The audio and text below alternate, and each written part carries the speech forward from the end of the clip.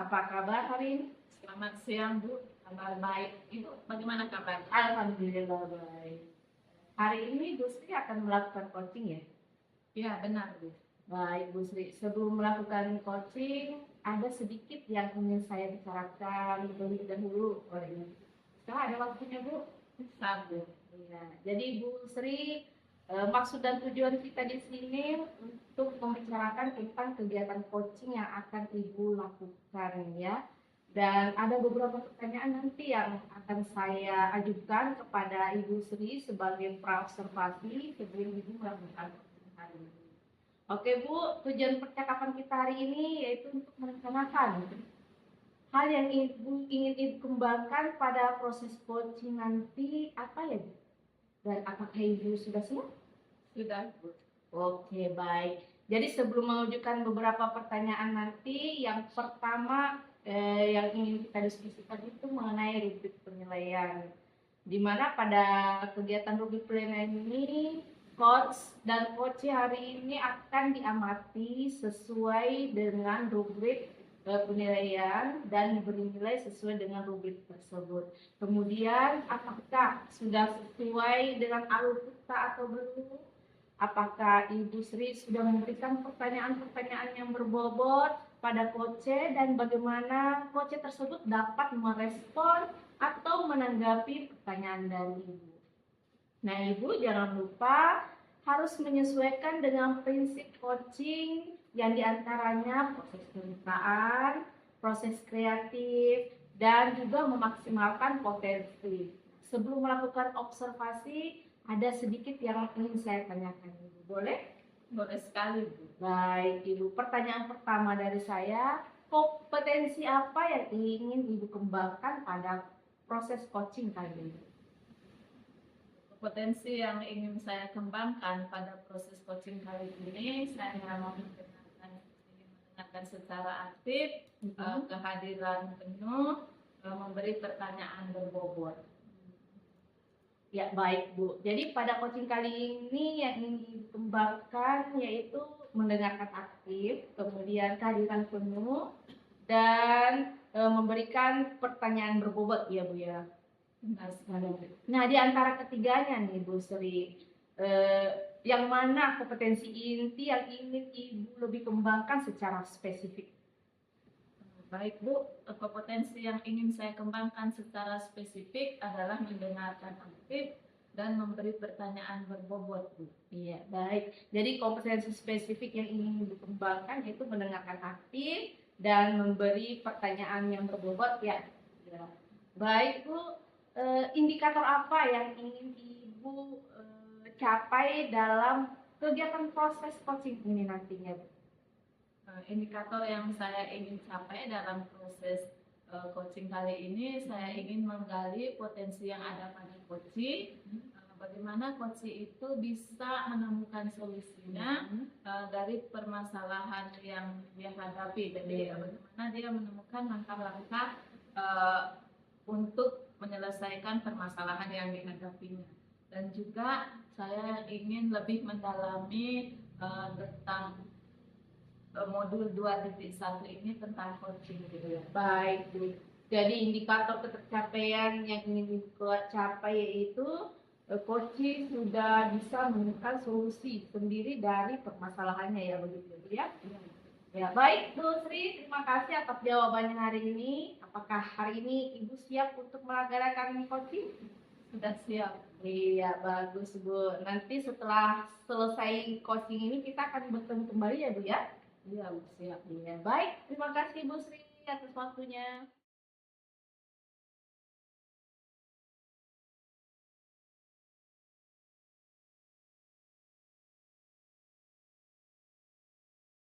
Selamat sore Bu Sri. Selamat sore Bu Emi. Bagaimana kabarnya Ibu? Alhamdulillah saya sehat. Saya minta waktunya sebentar boleh tidak Bu? Boleh Bu. Saya lagi free ini, lagi tidak mengajar, jadi saya ada waktu untuk Ibu Emi. Ada yang mau diceritakan? Iya, ada banyak yang saya ingin ceritakan kepada Ibu Bu. Oke. Begini Bu, saya punya masalah. Saya selaku Kapolri itu Bu, selalu mendapatkan permasalahan pada saat siswa mengadakan PKL Bu gitu. Jadi PKL itu adalah praktik kerja lapangan Bu. Jadi begini Bu, siswa saya itu di kelas 12 yang akan turun PKL itu sebenarnya 37 siswa Bu. Yang mana mereka kebanyakan melakukan PKL itu di tempat paling dekat dengan tempat tinggal mereka, yaitu Kabupaten Parigi Motong, seperti itu Bu.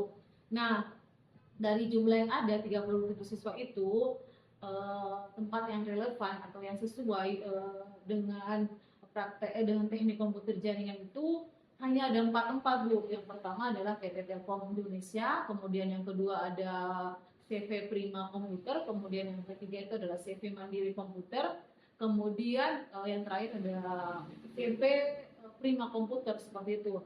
Nah, kemarin saya sudah melakukan survei ya Bu ya. Dari hasil survei yang saya dapatkan, setiap mitra Dudika itu hanya membutuhkan 5 anak Bu, dalam setiap kali PKL cuma 5 anak. Jadi kalau saya petakan itu hanya ada sebanyak 20 anak yang akan PKL di tempat yang relevan atau yang sesuai. Sedangkan ada 17 anak lagi itu yang akan saya tempatkan di tempat instansi. Nah, di tempat instansi itu tidak relevan dengan teknik komputer jaringan Bu, seperti itu. Oh, itu ya Bu Emi. Iya. Jadi keluhan itu berarti itu tentang anak-anak PKL Iya. yang masih tersisa 17 orang lagi yang tidak Iya. terserap di dunia industri, begitu ya Bu? Iya Bu, benar Bu. Jadi siswa saya 37 siswa, 17 nanti itu akan saya tempatkan di tempat yang bukan linear kalau mereka akan melakukan PKL di tempat sini di Parigi atau tidak jauh dari tempat tinggal mereka, seperti itu. Jadi apa yang nantinya Ibu harapkan dari perbincangan kita ini terkait dengan apa yang dihadapi tentang penempatan PKL dari siswa-siswanya Ibu? Iya, begini Bu, pastinya harapan saya adalah saya ingin berbagi dengan Ibu permasalahan yang saya alami. Setidaknya siswa saya ketika melakukan PKL itu atau praktik kerja lapangan itu, mereka ditempatkan di tempat yang relevan dengan jurusan mereka, seperti itu. Jadi ketika mereka selesai melaksanakan kegiatan PKL, mereka sudah memiliki hard skill dan soft skillnya Bu, seperti itu. Oh baik, itu Bu Emi. Jadi yang kita harapkan ya setidaknya ketika siswa kita itu melakukan PKL, dia mendapatkan tempat yang relevan atau sesuai dengan kompetensi yang dimilikinya, begitu ya? Iya, begitu Ibu Sri. Jadi sebenarnya saya sudah banyak melakukan beberapa cara agar siswa saya ini ditempatkan di tempat yang linear atau yang relevan. Yang saya lakukan adalah merapatkan dengan orang tua. Kemudian juga saya sudah melakukan hubungan kerjasama yang baik dengan mitra Dudika, dan saya juga sudah menjelaskan kepada orang tua bahwa penempatan PKL ini harus sesuai dengan atau harus relevan dengan tempat PKL, tempat jurusan mereka, karena yang mana kalau tidak sesuai itu ada perbedaan antara mana siswa yang melaksanakan PKL di mitra Dudika yang relevan atau yang sesuai atau yang tidak sesuai. Kelihatan hasilnya Bu, seperti itu. Ada perbedaan di setiap hasil ketika mereka setelah melaksanakan PKL, seperti itu. Oh berarti sebenarnya Ibu sudah merapatkan hal tersebut ya kepada orang tua dan menyiapkan segala keperluannya, terus dari dana PKL, siapkan siswa masih duduk di kelas 10, Ibu juga menyiapkan semua, berarti siap sekali ini. Iya, saya sudah merencanakan RAP, dan saya sudah menginformasikan kepada orang tua mulai dari tempat PKL-nya. Kalau mereka memilih tempat PKL di Palu misalnya atau di Kota Makassar, saya sudah memetakan di mana-mana saja tempat yang relevan di Kota Palu, yang mana saja yang relevan di Kota Makassar, dan saya juga sudah mensurvei tempat tinggal mereka atau kos mereka di sana, berapa harga kos. Kemudian saya juga sudah melaksanakan survei makanan yang ada di sekitar penjual makanan yang berada di sekitar tempat PKL mereka, seperti itu. Jadi saya sudah merencanakan dan memetakan seperti itu Bu kepada orang tua, dan saya sudah menginformasikan kepada orang tua Bu. Oh iya Bu Emi. Jadi Ibu sudah berusaha dan memberikan informasi kepada siswa dan orang tua. Nah, kalau menurut Ibu semua usaha yang Ibu sudah lakukan, kalau saya beri skala 1 sampai 10, kira-kira Ibu sudah ada di skala mana ya, Bu? Iya, begini Bu. Jadi kalau saya diskalakan, saya sudah di posisi 8 atau 9. Mengapa demikian? Karena saya sudah melakukan hal semaksimal mungkin. Persiapan ketika awal tahun ajaran baru, saya sudah menjelaskan kepada orang tua pada saat rapat orang tua siswa baru. Kemudian juga saya sudah memetakan tempat PKL di Kota Parigi, di Kota Palu, di Kota Makassar. Saya juga sudah berusaha melakukan survei kepada tempat buka atau tempat dunia usaha, dunia industri, dunia tempat kerja, agar peserta didik saya yang terlebih dahulu melaksanakan PKL dari sekolah-sekolah yang lain seperti itu, Bu. Berarti Ibu sudah ada di skala 8 sampai 9 ya. Berarti Ibu sudah sangat berusaha agar anak-anak mendapatkan tempat PKL yang relevan dengan disiplin ilmunya, kemudian dan tidak tergantung sekarang tergantung dari kemampuan dana dari orang tuanya, gitu Bu ya. Iya Bu, seperti itu. Cuma biasanya pada saat pelaksanaan hari H PKL itu kebanyakan orang tua memilih tempat PKL itu yang dekat dari rumah mereka, seperti itu Bu. Jadi kendalanya saya, padahal pada saat rapat di awal tahun ajaran baru itu orang tua sudah sangat semangat akan menempatkan anak-anak itu di tempat PKL yang relevan dan sesuai, walaupun tempatnya jaraknya jauh atau di luar kota dari sekolah, di luar sekolah gitu, di luar kota sekolah gitu, atau di luar kota Parigi seperti itu. Iya Bu Emi, betul sekali. Walaupun banyak hambatan atau kendala, tapi bisa diselesaikan ya dengan orang tua, dengan siswa bisa terselesaikan. Jadi apa rencana Ibu Emi selanjutnya untuk mencapai tujuan ini? Iya, rencana saya ini Bu, saya akan melakukan kegiatan pembelajaran sejak mereka duduk di bangku kelas 10. Jadi di kelas 10 itu saya akan membagi siswa tersebut menjadi 6 kelompok, yaitu A, B, C, D, dan F. Membagi 6 kelompok. Jadi pembelajaran kan produktif ini kan ada di hari Senin, Selasa, dan Rabu. Kemudian saya juga sudah membuat jadwalnya menjadi jadwal blok begitu. Jadi begini Bu, kelompok A, B, dan C itu yang akan turun di tempat PKL. Kemudian yang kelompok C dan F itu yang akan melaksanakan pembelajaran praktik bersama saya, seperti itu. Jadi minggu depannya itu kembali lagi Bu, dirubah lagi, kelompok C dan F itu yang akan melaksanakan pembelajaran industri, sedangkan yang A, B, C, dan D itu yang akan kembali kepada saya, seperti itu, yang akan belajar bersama saya di sekolah. Jadi sedini mungkin mereka sudah melaksanakan pembelajaran industri walaupun tidak sama dengan PKL, tapi mereka sudah mendapatkan soft skill, hard skill, dan keterampilan yang baik pada saat mereka melakukan PKL di tempat yang relevan atau yang sesuai, seperti itu Bu. Baik Bu, rencana ini sangat bagus sekali. Terus apa rencana selanjutnya? Bagaimana Ibu melihat ketercapaian dari rencana tersebut? Iya, jadi dari yang saya rencanakan ini, saya sudah merencanakan pembelajaran ini dengan sangat baik. Kemudian juga saya sudah melaksanakan kegiatan ini dengan para guru teknik komputer jaringan ya, seperti itu Bu. Ya, baik Bu.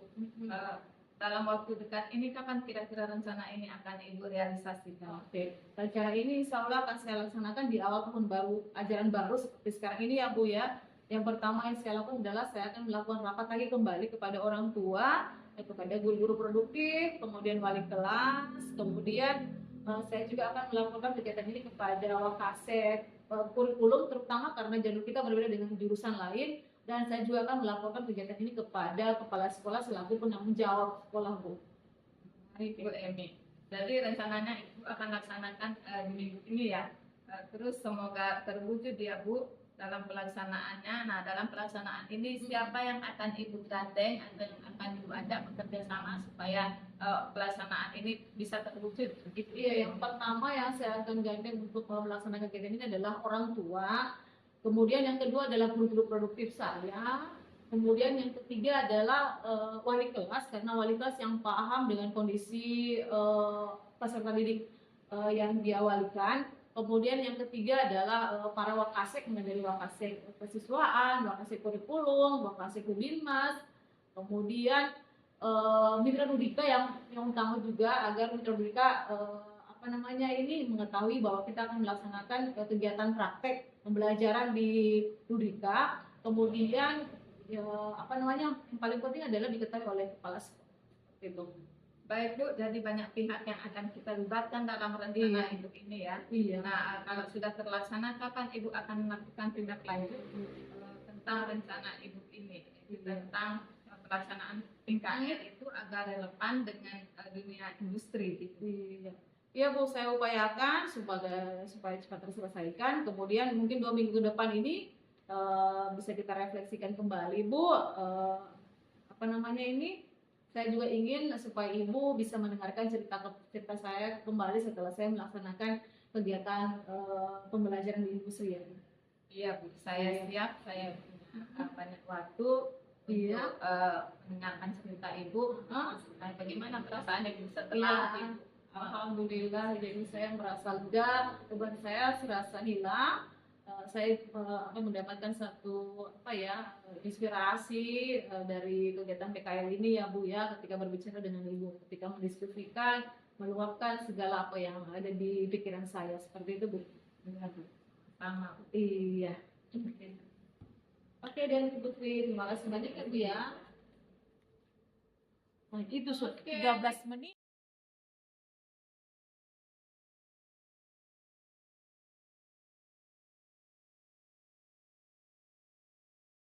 Bu Sri, selamat siang. Selamat siang, Bu Teski. Tadi Ibu sudah melakukan coaching ya bersama Ibu Emi. Benar Bu. Bagaimana Bu proses coachingnya, berjalan dengan baik dan lancar? Iya Bu, proses coachingnya berjalan baik dan lancar. Sebelum kita mengakhiri kegiatan kita hari ini ya Bu, saya ingin mengajukan beberapa pertanyaan seputar pasca observasi. Yang pertama itu, apa yang sudah Ibu lakukan pada saat melakukan coaching terkait indikator ketercapaian yang ingin diinginkan? Baik Bu Rizky, coaching yang saya lakukan tadi sudah berjalan sesuai alur kita, dan kemudian saya sudah mengidentifikasi masalah, menanyakan rencana, juga menanyakan tanggung jawab, sehingga alur tersebut itu bisa menggali potensi dari coaching, dan coaching itu bisa menceritakan permasalahan dan akhirnya menemukan solusinya. Baik Bu Sri, jadi Ibu sudah berhasil melakukan teknik coaching sesuai dengan alur tirta yang saya amati tadi ya Bu ya. Betul sekali. Jadi begini Bu, ada beberapa catatan yang tadi sudah berhasil saya catat, di mana tadi Ibu sudah berhasil menyampaikan sesuai dengan alur tirta. Kemudian Ibu sudah mengajukan atau menanyakan tujuan coach. Kemudian Ibu juga sudah mengidentifikasi permasalahan coach. Kemudian Ibu juga sudah mengarahkan coach untuk mencari rencana aksi, apa sebaiknya yang dilakukan oleh coach, dan juga sudah berhasil menemukan rasa tanggung jawab yang ada pada diri coach sehingga coach mampu dan agar rencana aksi yang dilakukan oleh coach tersebut bisa berjalan dengan baik ya. Saya juga tadi sudah mendengar pembicaraan Ibu atau percakapan Ibu yang Ibu lakukan bersama coach, di mana Ibu fokus pada coach yang juga Ibu sudah ada kehadiran penuh ya Bu ya. Kemudian Ibu sudah mendengarkan dengan aktif dan tentunya Ibu sudah mengajukan pertanyaan-pertanyaan yang berbobot kepada coach yang sesuai dengan kata kunci yang sudah disampaikan oleh coach. Begitu. Betul sekali. Iya, luar biasa yang sudah Ibu Sri lakukan pada proses coaching hari ini. Mudah-mudahan Ibu sukses ke depannya serta diberikan kemudahan dalam proses coaching berikutnya ya Bu. Nah, ada pertanyaan terakhir dari saya Bu sebelum saya menutup pertemuan kita hari ini. Boleh Bu? Boleh sekali Bu. Nah, Potensi apa lagi yang ingin Ibu Sri kembangkan berdasarkan kegiatan coaching yang sudah Ibu lakukan? Betul sekali Bu, Bu Reski, saya merasa potensi yang ingin saya kembangkan pada kegiatan coaching berikutnya, yaitu saya ingin lebih memahami alur kita sehingga saya bisa melakukan coaching itu tidak takut dan lebih baik lagi ke depannya seperti alur kita gitu ya. Luar biasa sekali ya Bu Sri. Jadi Ibu ingin lebih mendalami lagi alur tirta supaya lebih baik lagi ke depannya dalam memberikan coaching. Iya betul sekali Bu. Iya, terus berproses ya Bu. Mudah-mudahan ke depannya kita melakukan coaching dengan lebih baik lagi dan lebih sempurna lagi ya Bu ya. Ya Bu, terima kasih Bu ya. Iya baik Bu, terima kasih sudah melakukan sesi tanya jawab ini dan sudah melakukan observasi menggunakan proses coaching dengan menggunakan alur tirta. Sama-sama Bu. Ya, saya akhiri sampai di sini ya Bu. Terima kasih atas kesempatannya dan mudah-mudahan bermanfaat untuk kita semua. Ya, terima kasih Bu. Ya, baik Bu Sri, terima kasih. Kita bertemu di lain kesempatan.